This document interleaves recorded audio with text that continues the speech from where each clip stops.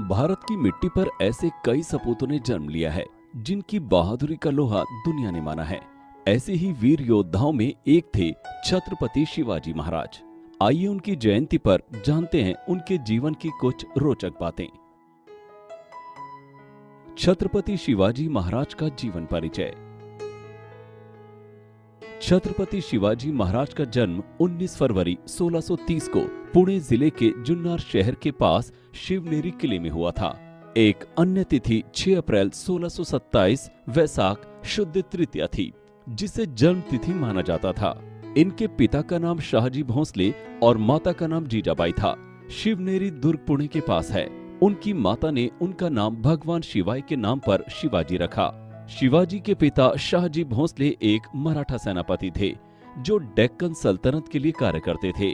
शिवाजी के जन्म के समय डेक्कन की सत्ता 3 इस्लामिक सल्तनतों बीजापुर, अहमदनगर और गोलकोंडा में थी।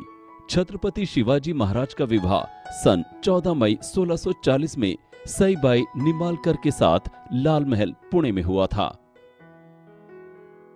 सभी कलाओं में माहिर थे शिवाजी महाराज। शिवाजी सभी कलाओं में माहिर थे। उन्होंने बचपन में राजनीति एवं युद्ध की शिक्षा ली थी। शिवाजी के बड़े भाई का नाम संभाजी था, जो अधिकतर समय अपने पिता शाहजी भोंसले के साथ ही रहते थे। शाहजी राजे की दूसरी पत्नी तुकाबाई मोहते थी। उनसे एक पुत्र हुआ जिसका नाम एकोजी राजे था।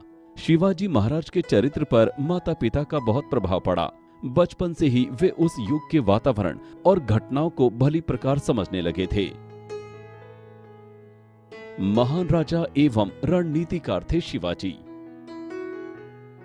छत्रपति शिवाजी महाराज भारत के एक महान राजा एवं रणनीतिकार थे। उन्होंने 1674 ईस्वी में पश्चिम भारत में मराठा साम्राज्य की नींव रखी। उन्होंने कई वर्ष औरंगजेब के मुगल साम्राज्य से संघर्ष किया। सन 1674 में रायगढ़ में उनका राज्याभिषेक हुआ और वो छत्रपति बने।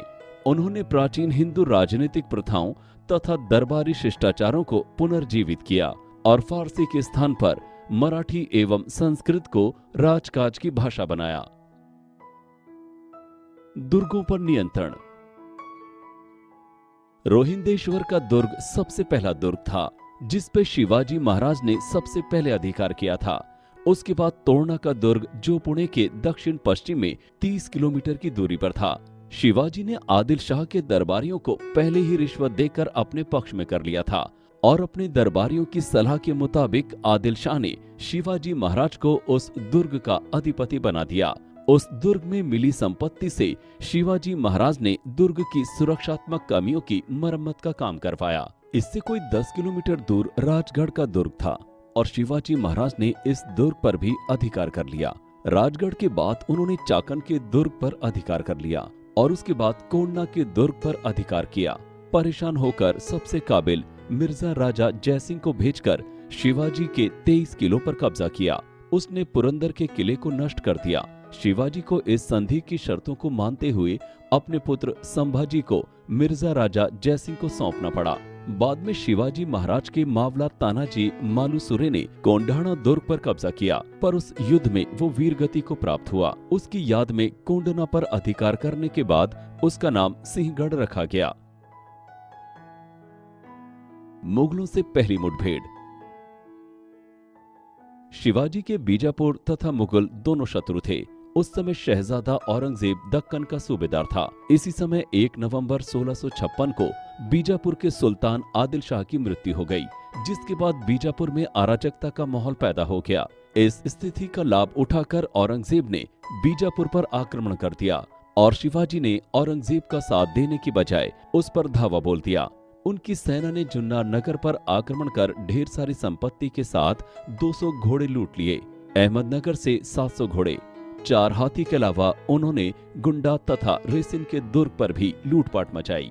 इसके परिणाम स्वरूप औरंगजेब शिवाजी से खफा हो गया और मैत्री वार्ता समाप्त हो गई।